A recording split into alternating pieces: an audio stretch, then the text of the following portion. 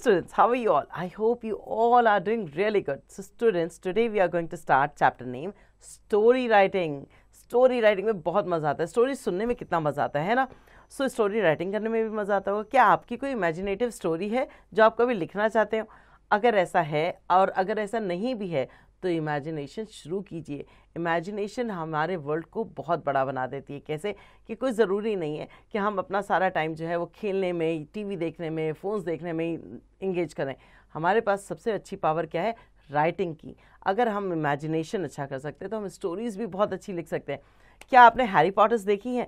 Harry Potter की सारी series जो है वो एक स्टोरी ही तो है. एक मदर जो अपने बच्चों को स्टोरी सुना रही थी, वो स्टोरी जब लिखी गई और उसके बाद वो लिखने के बाद इतनी बड़ी अच्छी मूवीज़ में कन्वर्ट हुई है ना. तो वो इमेजिनेटिव स्टोरीज़ जो होती हैं वो बहुत अच्छी होती हैं. तो यहाँ हम पढ़ने वाले हैं स्टोरी राइटिंग के बारे में कि स्टोरी राइटिंग की कैसे जाती है. तो चलिए शुरू करें. Story writing is an art. Anybody who has creativity, keen observation and fertile imaginations can write a good story. So जिस स्टोरी जो है ना वो लिखना एक आर्ट होती है. आपके पास क्रिएटिविटी होनी चाहिए, कीन ऑब्जर्वेशन होनी चाहिए कि बारीकियत क्या है किसी चीज़ की, फर्टाइल इमेजिनेशन होनी चाहिए. मतलब कहाँ तक सोच आपकी जा सकती है. आपने कभी सोचा था कि एक मूवी आप ऐसी देखेंगे जिसमें बच्चे झाड़ू पे बैठ के उड़ेंगे? नहीं ना. ये इमेजिनेशन है. यही इमेजिनेशन है जिसको हम स्टोरीज में लिखते हैं. Okay now, a student can write an interesting story if he she has. क्या होना चाहिए आपके पास? A plot to write on. मतलब आपके पास, आपको पता होना चाहिए आपको क्या लिखना है, आप किस तरह की इमेजिनेशन लिखना चाह रहे हो, क्या स्टोरी है आपके पास. A fertile imagination to develop the plot and interesting detail. आपके पास फर्टाइल इमेजिनेशन होनी चाहिए. क्या सोच रखा है आपने, क्या कुछ है, उसको डेवलप करना है आपको. ठीक है, स्टोरी का एक प्लॉट तैयार करना है. उसके बाद उसमें इंटरेस्टिंग डिटेल्स डालनी है. अगर आप किसी ऐसी स्टोरी के बारे में लिख रहे हैं जहाँ पर एक जो बॉय है या एक गर्ल है जो एक बहुत बड़े सुंदर से मैदान को या गार्डन को देख रही है, तो वहाँ कौन से फ्लावर में कौन सा कलर है, बटरफ्लाइज किस कलर की हैं, ट्रीज़ किस कलर की हैं, कहाँ रेनबो दिख रहा है, कहाँ स्काईज दिख रही है, ये सारी चीज़ें बहुत क्लियर होनी चाहिए. Now power to create suspense. और आपके पास एक सस्पेंस क्रिएट करने का पावर होना चाहिए कि उस सुंदर गार्डन जो वो देख रही थी उसे नहीं पता था कि उसके बाद आगे क्या होने वाला है. ये सस्पेंस जो है इस तरह से उसे क्रिएट किया जाता है कि आगे हो सकता है उसको और भी अच्छी चीज़ें मिले, बट आपको एक सस्पेंस ज़रूर क्रिएट करना है ताकि स्टोरी पढ़ने में इंटरेस्ट आ सके. Okay now, number 4, good expressions, that is fluency and accuracy. Fluency होना चाहिए. ये नहीं कि आप चले जा रहे हैं और कहीं कट होके कहीं आपने कुछ और शुरू कर दिया. नहीं, एक फ्लुएंसी होनी चाहिए राइटिंग में. एक ऐसा आना चाहिए कि आप लिख रहे हैं कि वो गार्डन में एंटर हुई, उसने बहुत सुंदर गार्डन देखा और जैसे जैसे वो गार्डन में आगे बढ़ती गई उसकी सुंदरता देखकर वो मोहित होती चली गई, मगर उसे नहीं पता था कि अगले ही क्षण उसके सामने क्या आने वाला है. इस तरह की जब स्टोरीज़ में आप चीज़ें लिखते हैं ना तो ये एक फ्लुएंसी में जाती हैं. एक्यूरेसी होनी चाहिए कि हाँ, अब वो गार्डन से एंटर की, अब वो गार्डन से जैसे ही बाहर निकल रही है उसे बहुत बड़ा सा जंगल दिखा या बहुत भयानक चीज़ें दिखी या बहुत सुंदर चीज़ें दिखी, वो एक्यूरेसी प्रॉपर होनी चाहिए. ठीक है, तो ये सारी चीज़ें आपको ध्यान रखनी है एक स्टोरी राइटिंग के लिए. Now number 1, developing stories from given outline. ये आपको कुछ आउटलाइंस दी गई हैं जिससे आप स्टोरीज को डेवलप करेंगे. A student is given the outline of a plot and he is asked to develop the outline into the story. Have a look at the following outline and then read the story written by the student. ठीक है, सो यहाँ पर आपको एक plot दिया गया है, कुछ आउटलाइंस दी गई हैं स्टोरी की, आपको इनको देखना है और फिर स्टोरी को रीड करना है. ठीक है, इनमें आपको फिल करना है जहाँ जहाँ ज़रूरत है, आपको लगता है कि जहाँ जहाँ ज़रूरत है. 2 men dash worked in the same chemical factory dash got blind dash caused chemical explosion dash Mark would take to beggary dash arose bypasses emotion dash make his livelihood dash narrate the factory accident dash talk of a colleague who trampled him dash the other went out dash but he got blind dash the other man Parsons dash 2 suffered the loss of eyesight dash started selling insurance policy dash worked hard dash come across each other dash Mark would beg alms for Parsons tell Parsons the same story dash Parsons recognized tell him dash the story he told people dash the other way round, dash Markwood trampled Parsons and went ahead, dash Markwood lie caught dash agrees, dash Markwood again tries to arouse sympathy, dash that he was blind, dash Parson tells that so is he. सो यहाँ पर आपने देखा कि यहाँ पर story का एक पूरा प्लॉटिंग आपको दे रखा है। अब आप इसमें अपने वर्ड्स और अपनी इमेजिनेशन जो है उसे ऐड करेंगे, और आप चाहें तो इन लाइंस में भी कुछ चेंजेस आप अपने हिसाब से कर सकते हैं। तो ये है आपके लिए प्लॉट जो आपको आप इसमें डेवलपमेंट करनी है। आगे देखते हैं कि कैसे स्टोरीज जो हैं वो लिखी जाती हैं, उनमें किस तरह से फ्लुएंसी आती है, किस तरह से एक्यूरेसी आती है, किस तरह से सस्पेंस जो है वो क्रिएट किया जाता है। तो यहाँ कुछ एग्जाम्पल दिए गए हैं जिन्हें हम रीड करेंगे। The two man who had no eyes, दो आदमी जिनके पास आंखें नहीं थी। अब आप इसको ध्यान से सुनेंगे, जो ऊपर आपको आउटलाइंस दी गई थी उस पर बेस्ड अब ये पूरी की पूरी स्टोरी है, ठीक है। तो ध्यान से सुनेंगे, और ऊपर जो आपको इससे पहले बताया गया था कि जो आउटलाइंस थी उनके ऊपर इस स्टोरी को लिखा गया है। अब वो आउटलाइंस और इस स्टोरी को आप सामने रख के चेक कर सकते हैं कि किस तरह से इसमें चेंजेस आए। The story two man who had no eyes is about to worker in a chemical factory. An explosion in the factory caused both of them the loss of eyesight. Markwood took to beggary and begged alms from people to narrating the factory accident for gaining sympathy. He projected himself as a victim of fate and blamed his colleague for knocking him down and trampling him to escape. He told half the truth and distorted fact or to suit his convenience. The other man, Parson, too became blind in the same chemical explosion in the factory, but he worked hard and became a respectable member of the society by selling insurance. He did not narrate his tale of woes to anyone. One day a parson came out of his room in the hotel. He came across Markwood, who again tried the same trick of begging alms by narrating the twisted story. Parson exposed him by saying that it was Markwood who had trampled the farmer. Markwood lie was caught. Markwood said it might have been so because he was blind. Parson said it didn't matter because he was blind. So आपने देखा किस तरह से आपको जो ऊपर plot दिया गया था उस पर किस तरह से यहाँ जब स्टोरी बताई गई तो वो बिल्कुल ही आपको समझ में आ गई कि हाँ ये स्टोरी जो है वो इस तरह से हो सकती है। आप चाहे तो इसमें कुछ चेंजेस कर सकते हैं और अपनी एक नई स्टोरी भी बना सकते हैं। तो ये अब आपके ऊपर डिपेंड करता है। आते हैं इसका moral, fight challenges and you will be a winner. ठीक है, चैलेंजेस से लड़िए ताकि आप विनर बन सकें।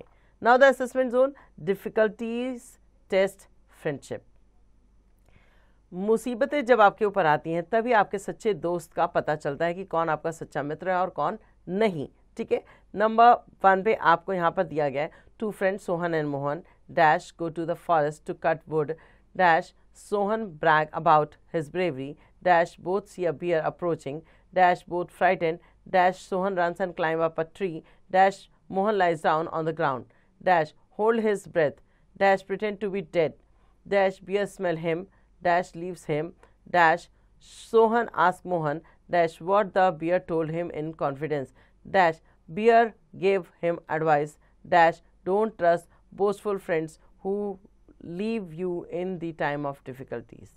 Moral, don't keep selfish friends. So ये स्टोरी हम सब ने सुनी है कि दो दोस्त थे सोहन और मोहन, वो जंगल जाते हैं लकड़ी काटने के लिए। सोहन जो है वो अपनी बहादुरी की कहानियाँ सुनाता रहता है फालतू में, और वहाँ पर एक बियर आ जाता है और उसको देख के दोनों डर जाते हैं और सोहन जो है वो भागकर पेड़ के ऊपर चढ़ जाता है। और मोहन क्या है, जब उसने देखा उसको पेड़ पे चढ़ना नहीं आता तो वो क्या करता है, ज़मीन पे लेट जाता है और अपनी सांस रोक लेता है। तो जो बियर है वो उसको आता है, सूंघता है और देखता है कि वो डेड है, तो उसको वहाँ से छोड़कर और वहाँ से चला जाता है। सो बियर जो था उसने क्या बोला, सोहन मोहन से पूछता है तो मोहन कहता है, उसने बोला है कि ऐसे दोस्तों को अपने पास कभी नहीं रखना चाहिए जो सेल्फिश होते हैं या जो डिफ़िकल्टीज़ में आपका हाथ छोड़ के भाग जाते हैं। सो आपको ये मॉरल अपनी लाइफ में हमेशा अप्लाई करना चाहिए कि ऐसे दोस्तों को अपने पास ना रखें जो आपके बुरे समय पे आपको छोड़ के भाग जाए। मतलब ऐसे सेल्फिश दोस्तों को ना रखें जो सिर्फ अपने मतलब से आपसे जुड़े हों। सो ये स्टोरी आप सबने पढ़ी है, इसको आप जानते हैं। अब आप इसमें अपने वर्ड्स को ऐड करके जो ब्लैंक्स हैं इन्हें फिल कर सकते हैं। ओके, किंग सॉलोमन्स विजडम, ठीक है। अब ये भी आपको मैं पढ़ के सुना देती हूँ और उसके बाद इसको आप खुद से करेंगे। Now King Solomon, reputed to be a wise king, dash queen of Seba hears of his wisdom, dash visit him, dash want to test his power of solving puzzles, dash present him to identical garland of flowers, dash one made of real flowers, dash the other of artificial flower, dash ask him which one is withered with real flowers and which one is artificial, dash Solomon silent for a while, dash queen feels happy, dash Solomon ordered windows to be opened, bees fly in through the windows, dash sit on the garland of real flowers, dash queen got impressed with Solomon's wisdom. Think out of the box. यहाँ इस story का moral आपको ये कह दिया गया है कि हमेशा जो एक बॉक्स है उससे बाहर जाके सोचिए। मतलब ये नहीं कि आपको 2 गार्लैंड दे दिया अब आप सोचो कि कौन सा अच्छा रियल है, देख के समझ लूँ, ऐसा। अगर आपको किसी चीज़ के बारे में तो आप अपनी दिमाग को, इमेजिनेशन को बढ़ाओ, ये सोचो कि आखिर ऐसा क्या हो सकता है जिससे इसकी रियलिटी का पता चल सके।